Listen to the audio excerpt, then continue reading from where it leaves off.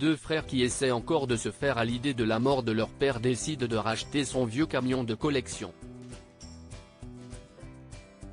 Ils découvrent alors un secret de famille qui menace leur foi. Jake et Drew se tenaient près de la tombe de leur père en regardant vers le bas. « Non », chuchota Drew. « Pas toi, papa ». Ses épaules tremblaient et des larmes coulaient sur son visage.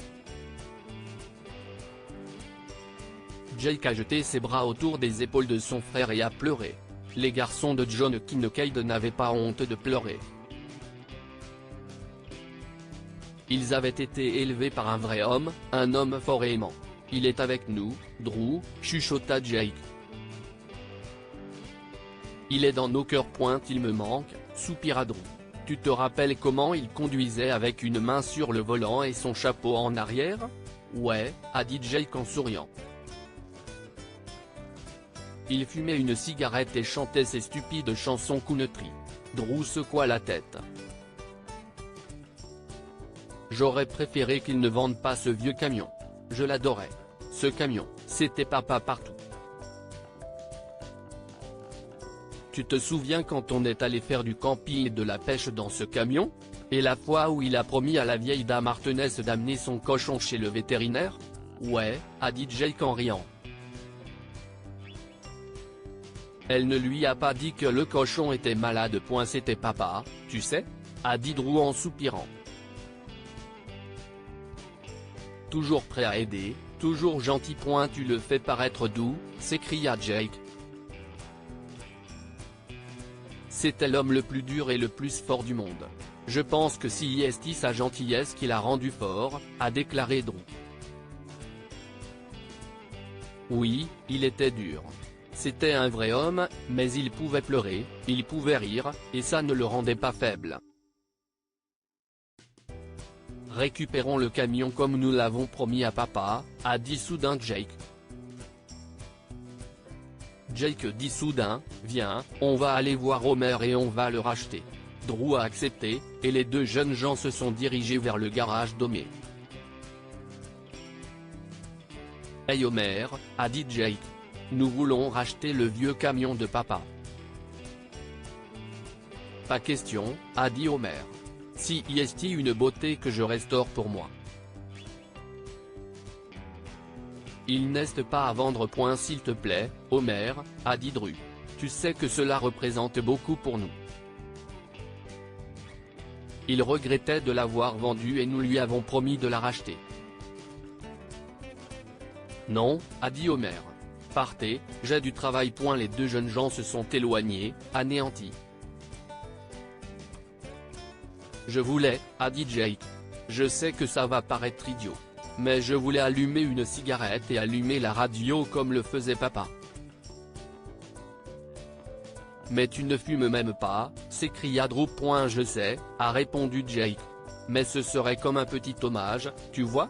Se souvenir de papa pour ce qu'il était, le bon et le mauvais. Drew s'est mis à pleurer. Ces foutues cigarettes sont ce qui l'a tué, Jake, sanglota-t-il.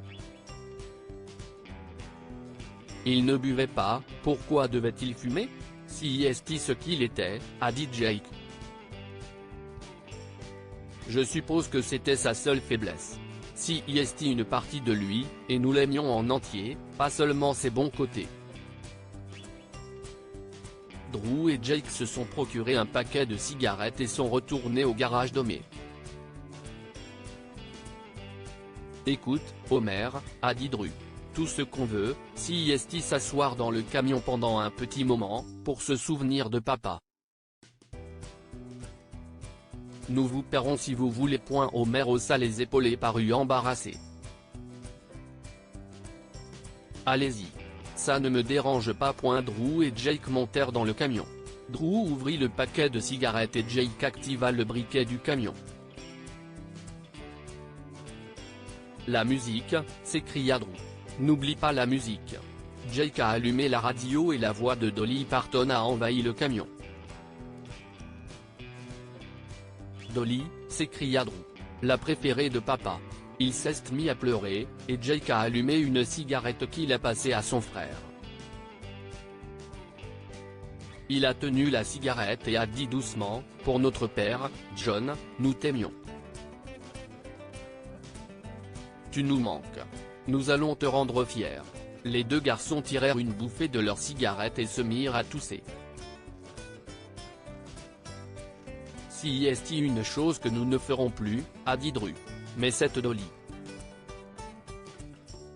Je préfère le rock'n'roll, mais elle fait de l'effet. Les deux garçons ont parlé de John, ont pleuré et se sont serrés dans les bras. Ils sortirent du camion et trouvèrent Homer qui les attendait. Prenez le camion, a dit Homer. Il devrait être à vous. Jake et Drew se mirent à pleurer à nouveau. Ils ont conduit le camion jusqu'à chez eux, et par accident, Jake frappa la boîte à gants, qui s'ouvrit. Il y avait une vieille enveloppe brune à l'intérieur. Je parie que ce sont des photos de son ancienne petite amie, a-t-il dit en souriant. Mais quand il a ouvert l'enveloppe, il est devenu silencieux. Drew, dit-il doucement. Il faut que tu vois ça. Si est un test ADN, avec nos noms. Papa. Ce n'était pas notre père. Drew était choqué. Si est la chose la plus stupide que j'ai entendue, Jake, dit-il. Qu'est-ce ce que tu veux dire? Tu te souviens que maman s'est enfuie quand j'avais 3 ans et toi 4? Ce test a été fait à ce moment-là, il y a 16 ans, a dit Jake. Et les résultats? Papa n'est pas notre père biologique. Il le savait? Demanda Drew, stupéfait. Il savait, et il nous a élevés et aimés quand même. Je me fiche de ce que dit ce bout de papier, a dit Jake. Il était le meilleur, le plus fort, le plus gentil des hommes que je connaisse, et il était notre père dans tous les sens du terme. Que pouvons-nous apprendre de cette histoire? Ce qui fait une famille, si est l'amour et le dévouement, pas seulement le sang. John a élevé Drew et Jake comme ses enfants, même s'il savait que sa femme l'avait trompé. Aimer les gens pour ce qu'ils sont, le bon et le mauvais réunis. John n'était pas parfait. Il avait ses vices, dont le tabagisme, mais il était bon et généreux. Partagez cette histoire avec vos amis. Elle pourrait égayer leur journée et les inspirer.